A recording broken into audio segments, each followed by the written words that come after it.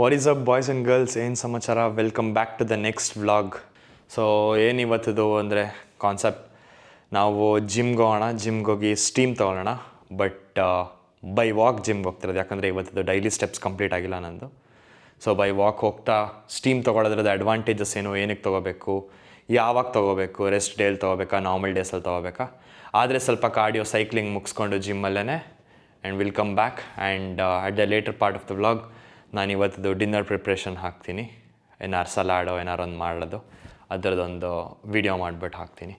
So first ನಮ್ಗೆ ಏನೇನು ಬೇಕು ಸ್ಟೀಮ್ ಹೋಗೋಕ್ಕೆ ಅಂತ ಹೇಳಿದ್ರೆ, I will take one shorts, ಅದಾದಮೇಲೆ ಒಂದು ಟವಲ್ ತೊಗೊಂಡಿರ್ತೀನಿ ಆಬ್ವಿಯಸ್ಲಿ ಒರೆಸ್ಕೊಳಕ್ಕೆ ಅಂದ್ಬಿಟ್ಟು.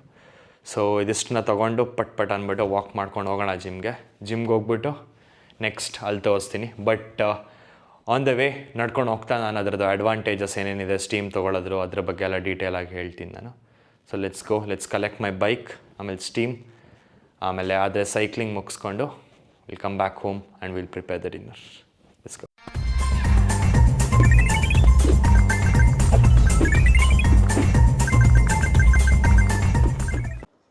ಸೊ ಜಿಮ್ ಕಡೆ ಹೊರಟಿದ್ದೀನಿ ನಾನು ಸ್ಟ್ರಾವ್ ಆನ್ ಮಾಡ್ಕೊಂಡಿದ್ದೀನಿ. 2700 ಸ್ಟೆಪ್ಸ್ ಏನೋ ಆಗಿತ್ತು mostly. So by the time I reach gym 8000 steps ತನಕ ಆಗುತ್ತೆ. ಸೊ ಇವಾಗ ಬೆನಿಫಿಟ್ಸ್ ಆಫ್ ಸ್ಟೀಮ್ನ ತಿಳ್ಕೊಳ್ಳೋಣ. Point number 1, muscle recovery. ವಾರ ಪೂರ್ತಿ ವರ್ಕೌಟ್ ಮಾಡಿರ್ತೀವಿ, ರನ್ನಿಂಗು, ಎಕ್ಸಸೈಸ್ ಏನೋ ಒಂದು ಮಾಡಿರ್ತೀವಿ. ಸೊ ಮಸಲ್ಸ್ಗೆ ಎಫೆಕ್ಟ್ ಆಗೇ ಆಗಿರುತ್ತೆ. ಸೊ ಮಸಲ್ ರಿಕವರಿ ಒಂದು ತುಂಬ ಚೆನ್ನಾಗಿ ಹೆಲ್ಪ್ ಮಾಡುತ್ತೆ muscle recovery. Point number 2, respiratory system ಅಥವಾ ನಮ್ಮದು ರೆಸ್ಪಿರೇಷನ್ಗೆ ಹೆಲ್ಪ್ ಮಾಡುತ್ತೆ. ಯಾಕಂದರೆ ನಮ್ಮದು ಮ್ಯೂಕಸ್ ಏನಿರ್ತದೆ ಅದೆಲ್ಲ ಹಾರ್ಡ್ ಆಗಿರುತ್ತೆ ನೋಸ್ ಒಳಗಡೆ ಅಥವಾ ಥ್ರೋಟ್ ಹತ್ರ. ಸೊ ನೀವು ಸ್ಟೀಮ್ನ ಇನ್ಹೇಲ್ ಮಾಡಿದಾಗ ಏನಾಗುತ್ತೆ ಅಂದರೆ ಆ ಹೀಟಿಗೆ ಅದೆಲ್ಲನೂ ಲಿಕ್ವಿಫೈ ಆಗುತ್ತೆ and you throw it out of your body, ಎಲ್ಲ ಆಚೆ ಬರುತ್ತೆ. ಸೊ ನಿಮ್ಮದು ಫುಲ್ ಸಿಸ್ಟಮ್ ಕ್ಲಿಯರ್ ಆಗುತ್ತೆ, ಚೆನ್ನಾಗಿ ಉಸಿರಾಡ್ಬೋದು, ನಾಸ್ಟ್ರಿಲ್ಸ್ ಓಪನ್ ಆಗುತ್ತೆ, ಎಲ್ಲ ಕ್ಲೀನಾಗಿ ಒಂದು ಬ್ರೀದಿಂಗ್ ಸಿಸ್ಟಮ್ ಕ್ಲೀನ್ ಆಗುತ್ತೆ ನಮ್ಮದು. Next one, skin. ತುಂಬ ಜನರು ಏನು ಮಾಡ್ತಾರೆ, ಬೆಳಗ್ಗೆದ್ದಂಗೆ ಬರೀ ಫೇಸಿಗೆ ಸ್ಟೀಮ್ ತೊಗೋತಾರೆ. ಬಟ್ ನಿಮ್ಮದು ಇಡೀ ಬಾಡಿಲಿ ಸ್ಕಿನ್ ಇದೆ. ಸೊ ಎಲ್ಲ ಕಡೆಯೂ ಕ್ಲೀನ್ ಆಗಬೇಕು, ಎಲ್ಲ ಕಡೆ ಪ್ಯೂರಿಫೈ ಆಗಬೇಕು, ಪೋರ್ಸ್ ಓಪನ್ ಆಗುತ್ತೆ. ಸೊ ಸ್ಟೀಮ್ ತೊಗೊಳೋದ್ರಿಂದ ನಮ್ಮದು ಸ್ಕಿನ್ ತುಂಬ ಕ್ಲಿಯರ್ ಆಗುತ್ತೆ, ಅದೊಂದು ಬೆನಿಫಿಟ್ಟು. ಆಮೇಲೆ ಜಾಯಿಂಟ್ ಪೇಯ್ನ್ಸ್, ಕೆಲವ್ರಿಗೆ ಜಾಯಿಂಟ್ ಪೇಯ್ನ್ ಎಲ್ಲ ಇರುತ್ತೆ, ಅವ್ರಿಗೂ ಹೆಲ್ಪ್ ಆಗುತ್ತೆ ಸ್ಟೀಮ್ ತೊಗೊಳೋದು. So at least weekly once steam ತೊಗೊಳೋದು, ಇದೆಲ್ಲ ಅಡ್ವಾಂಟೇಜಸ್ ಸ್ಟೀಮ್ ತೊಗೊಳೋದ್ರಿಂದ. ಸೊ ನೆಕ್ಸ್ಟ್ ಥಿಂಗ್ ಏನು ನೋಡೋಣ ಅಂತ ಹೇಳಿದ್ರೆ, what is the ideal time, ಎಷ್ಟೊತ್ತು ತೊಗೋಬೇಕು ಸ್ಟೀಮ್ನ, ವಾಟ್ ಈಸ್ ದ ಡ್ಯೂರೇಷನ್, ಎಷ್ಟೊತ್ತು ಕೂತ್ಕೋಬೇಕು ನಾವು ಅಂತೇಳಿ. So it's like 10 to 15 minutes ಅಥವಾ 20 ಮಿನಿಟ್ಸ್ ತನಕ ಸ್ಟೀಮ್ ತೊಗೋಬೇಕು. 20 ಮಿನಿಟ್ಸ್ ಮೇಲೆ ಎಕ್ಸಿಡ್ ಆಗಬಾರ್ದು, ಯಾಕಂದರೆ ನಮ್ಮ ಬಾಡಿನೂ ಆ ಟೆಂಪ್ರೇಚರ್ನ ತಡ್ಕೊಳ್ಳಲ್ಲ, ಫೇಂಟ್ ಆಗೋ ಚಾನ್ಸಸ್ ಇರುತ್ತೆ. So maximum is 20 minutes.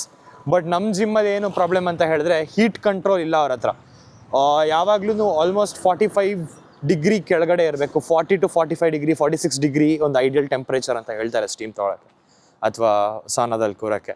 But ಏನಾಗುತ್ತೆ ಅಂತ ಹೇಳಿದ್ರೆ, ಇದಕ್ಕಿಂತ ಮೇಲೆ ಎಕ್ಸಿಡ್ ಆಗಬಾರ್ದು. ನಮ್ಮದು ಜಿಮ್ಮಲ್ಲಿ ಟೆಂಪ್ರೇಚರ್ ಕಂಟ್ರೋಲ್ ಸಿಸ್ಟಮ್ ಇಲ್ಲ. ಸೊ ಸ್ಲೋಲಿ ಸ್ಟಾರ್ಟ್ ಆಗಿ ಅದೆಷ್ಟು ಮಟ್ಟಿಗೆ ಹೋಗುತ್ತೆ ಅಂತ ಯಾರು ನಾವು ಕ್ಯಾಲ್ಕುಲೇಟ್ ಮಾಡ್ತಾ ಇಲ್ಲ. ಬಟ್ ಏನಾಗುತ್ತೆ ಅಂದರೆ, ನಮಗೆ 7 to 8 ಮಿನಿಟ್ಸ್ ಮೇಲೆ ಕೂತ್ಕೊಳ್ಳೋಕೆ ಆಗ್ತಾ ಇಲ್ಲ ಆ ಸ್ಟೀಮಲ್ಲಿ.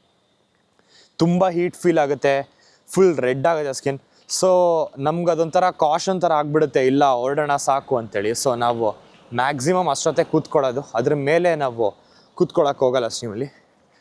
ಸೊ ಇನ್ನೊಂದೇನು ಅಂದರೆ, after workout or on your rest days, it's always best to have. Evening ಟೈಮಲ್ಲಿ it's always best to have. So ನಾನು ಇವಾಗ ಟೈಮ್ ಹೆಚ್ಚು ಕಮ್ಮಿ 3:30 ಆಗಿದೆ. ಸೊ ನಂದೆಲ್ಲ ಕೆಲಸ ಮುಗಿಸೋಷ್ಟೊತ್ತಿಗೆ 4:30 ಆಗ್ಬೋದು ಜಿಮ್ ರೀಚ್ ಆಗೋಷ್ಟೊತ್ತಿಗೆ. So it's a proper time. ಫಸ್ಟೇ ಸೈಕ್ಲಿಂಗ್ ಮುಗಿಸ್ಬೋಣ ಅಂದ್ಕೊಂಡೆ ನಾನು. ಈಗ ಬಿಗಿನರ್ ಸೈಕ್ಲಿಂಗ್ ಸ್ಲೋಲಿ ಸ್ಟಾರ್ಟ್ ಮಾಡಿ, ಎಷ್ಟಾಗುತ್ತೆ ಅಷ್ಟು, ಫಸ್ಟ್ ಡೇ ಇವತ್ತು ನಂದು ಸ್ಟಾರ್ಟ್ ಮಾಡೋಕ್ಕೆ, ಎಷ್ಟಾಗುತ್ತೆ ಅಷ್ಟು ಪುಷ್ ಮಾಡಿ ಬಾಡಿ ಕೂಲ್ ಡೌನ್ ಆಗೋ ತನಕ ಕಾದು ಲೈಟ್ ಶವರ್ ಮಾಡಿಕೊಂಡು ಅಲ್ಲೇ, ಯಾಕಂದರೆ ಬಾಡಿ ಕ್ಲೀನ್ ಮಾಡಿ ಮತ್ತೆ ಸ್ನಾನ ಹೋಗಬೇಕು, ಸ್ವೆಟ್ ಸ್ಮೆಲ್ ಇರಬಾರ್ದು ಅಂತ ಹೇಳ್ತಾರೆ. ಸೊ ಸ್ನಾನ ಮುಗಿಸ್ಬಿಟ್ಟು ಆಮೇಲೆ will sit in the steam. And ಇನ್ನೊಂದು ಥಿಂಗ್ ಏನು ಅಂತ ಹೇಳಿದ್ರೆ, keep your self hydrated and ಏನಾದ್ರು ತಿಂದಿರಬೇಕು ಹೋಗೋಕ್ಕಿಂತ ಮುಂಚೆ, ಯಾಕಂದರೆ ಸುಸ್ತಾಗುತ್ತೆ. ಆಬ್ವಿಯಸ್ಲಿ ಬಾಡಿಯಿಂದ ಸ್ವೆಟ್ ಔಟ್ ಆಗ್ತಾ ಇರ್ತೀವಿ ನಾವು, ಮತ್ತು ಬಿಸಿ ಕೂತಿರ್ತೀವಿ ನಾವು. ಸೊ ಏನಾದ್ರು ತಿಂದ್ಬಿಟ್ಟು ಕೂತ್ಕೊಳ್ಳೋದು ಇಟ್ಸ್ ಆಲ್ವೇಸ್ ಬೆಸ್ಟ್. ಸ್ವಲ್ಪ ಹೊತ್ತು, ಒಂದು ಹಾಫ್ ಆನ್ ಅವರ್ 45 ಮಿನಿಟ್ಸ್ ಮುಂಚೆ ಏನಾದ್ರು ತಿಂದ್ಬಿಟ್ಟು ಒಳ್ಳೆ ಅಮೌಂಟ್ ಆಫ್ ನೀರು ಕುಡಿದು, ಪ್ಲಸ್ ವಾಟರ್ ಬಾಟಲ್ನ ಒಳಗಡೆ ಕ್ಯಾರಿ ಮಾಡೋದು ತುಂಬ ಇಂಪಾರ್ಟೆಂಟ್. ಯಾಕಂದರೆ ನೀರು ಹೊರಗಡೆ ಹೋಗ್ತಾ ಇದ್ದಂಗೆ we have to also consume water again. ಒಳಗಡೆ ನಮ್ಮ ಬಾಡಿ ಒಳಗಡೆ ನೀರು ಹೋಗ್ತಾ ಇರಬೇಕು. ಸೊ ಇದನ್ನು ಮಾಡಿಕೊಂಡು ನಾನು 2 ಲೀಟರ್ಸ್ ನೀರು ತೊಗೊಂಡಿದ್ದೀನಿ. ಎಷ್ಟೊತ್ತಾಗುತ್ತೆ ಅಷ್ಟೊತ್ತಂಗೆ ಕೂತ್ಕೊಂಡು ಎದ್ಬಿಟ್ಟು ಬರೋಣ ಆಚೆ. ಇಸ್ಕೋ. ಸೊ ಜಿಮ್ ರೀಚ್ ಆದೆ. ಬೈಕ್ ಕಲೆಕ್ಟ್ ಮಾಡ್ಕೊಂಡಾಯಿತು ನಾನು. ಸೊ ಎಷ್ಟು ಸ್ಟೆಪ್ಸ್ ಆಗಿತ್ತು ಅಂತ ಹೇಳ್ಬಿಟ್ಟು ಕರೆಕ್ಟಾಗಿ ನೋಡಿಲ್ಲ ನಾನು ಎಷ್ಟಾಗಂತ. ಅಪ್ರಾಕ್ಸಿಮೇಟ್ ಪ್ರಾಪರ್ ಕ್ಯಾಲ್ಕುಲೇಷನ್ ಮಾಡಿದ್ದೀನಿ ನಾನು. 7,584 steps and 3.37 kilometres, 40 minutes. It's a good walk. ಮುಗಿಸೋಣ. ಇನ್ನು ಮಿಕ್ಕಿರೋ ಸ್ಟೆಪ್ಸ್ಗಳನ್ನ ಇವಾಗ ಸೈಕ್ಲಿಂಗು ಮತ್ತು ಮನೇಲಿ ಓಡಾಡೋದು ಅದು ಇದು ಅಂದ್ಬಿಟ್ಟು ಕಂಪ್ಲೀಟ್ ಆಗುತ್ತೆ. ಸೊ ಮುಂದಿನ ಆ್ಯಕ್ಟಿವಿಟೀಸ್ಗಳನ್ನ ತೋರಿಸ್ತೀನಿ ಬನ್ನಿ. ಸೊ ಜಿಮ್ಮಿಗೆ ಬಂದಾಯಿತು, ಸೈಕ್ಲಿಂಗ್ ಸ್ಟಾರ್ಟ್ ಮಾಡಿದ್ದೀನಿ. ಈ ಬೈಸಿಕಲ್ ಏನಿದೆ ಅಥವಾ ಈ ಬೈಕ್ ಏನಿದೆ ಇದು ನಂದಿನ್ನು ರೆಗ್ಯುಲರ್ ಬೈಕ್ ಇಟ್ಕೊಳ್ಳೋಣ ಅಂದ್ಬಿಟ್ಟು ನಾನು ಡಿಸೈಡ್ ಮಾಡಿದೆ. ಯಾವತ್ತಾದರೂ ಇನ್ನು ಇಲ್ಲೇ ಮಾಡ್ತೀನಿ. ಬೈಕ್ ನಂಬರ್ 5, ಫಸ್ಟ್ ರೋಲಿ ಸೆಕೆಂಡ್ ಬೈಕು. ಸೊ ಇನ್ನು ಇದರಲ್ಲೇ ಟೈಮ್ ಮಾಡೋಣ ಅಂತ ಅಂದ್ಕೊಂಡಿದ್ದೀನಿ ಯಾವಾಗಲೂ. ಲೆಟ್ಸ್ ಸಿ ಇವತ್ತು ಎಷ್ಟಾಗುತ್ತೆ ಅಂದ್ಬಿಟ್ಟು. ಲೆವೆಲ್ 47, 48 ನಂದು. ಎಷ್ಟೋ ತನಕ ಮಾಡೋಕ್ಕಾಗುತ್ತೆ ಅಷ್ಟೋ ತನಕ ಸೈಕ್ಲಿಂಗ್ ಮಾಡಿ ಸ್ಟೀಮ್ಗೆ ಹೋಗೋಣ.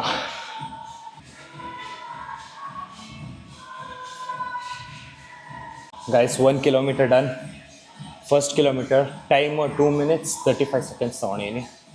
ಎತ್ಸ್ಕೊಂಡು ಮುಂದಕ್ಕೆ ಎಷ್ಟಾಗುತ್ತೆ ಅಷ್ಟು ಮಾಡೋಣ ಬನ್ನಿ.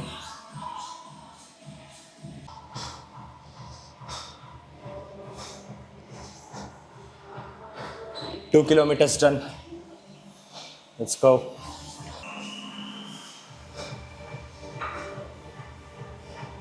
Three kilometers. Time 7 minutes 40 seconds. ನಮಗೆ ಇಷ್ಟ ಆಗುತ್ತೆ ಅಷ್ಟು ಮಾಡೋಣ. ಅಷ್ಟೇ. ನಾನು 2 ಕಿಲೋಮೀಟರ್ಸ್ ಮಾಡ್ತೀನಿ first day. 4 kilometers done guys. So last 1 kilometre ಆದೆ ಮಾಡ್ತೀನಿ. ಲಾಸ್ಟ್ ಕಿಲೋಮೀಟರ್ ಅಷ್ಟೇ.